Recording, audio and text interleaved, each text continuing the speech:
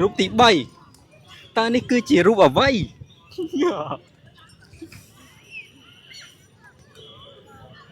សាប់កវិញហ្មង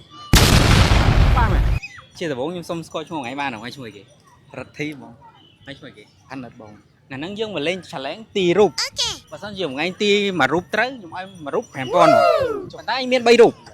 ចង់ឲ្យថាប៉ុន្តែបើសិនជាថ្ងៃទីខុសខ្ញុំក៏មានវិន័យដែរអត់ថ្ងៃនិយាយពាក្យតាមខ្ញុំមួយម៉ាត់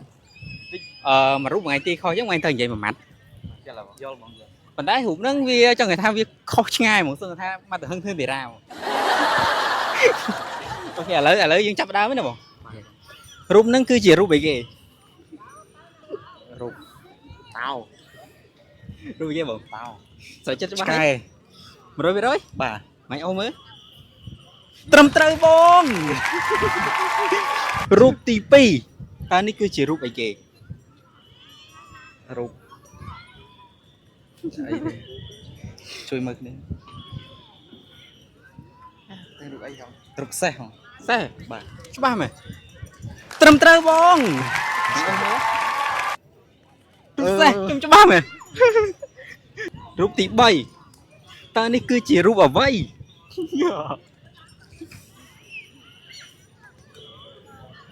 សាប់កវិញហ្មងបាទមែនបងឯងមើលត្រឹមត្រូវបងជុំច្បាស់មែនត្រឹមត្រូវបងទៀតឯងមួយលុយសុតបើឯងអាចរាប់យកខ្លួនឯងបានរាប់យក1500 15000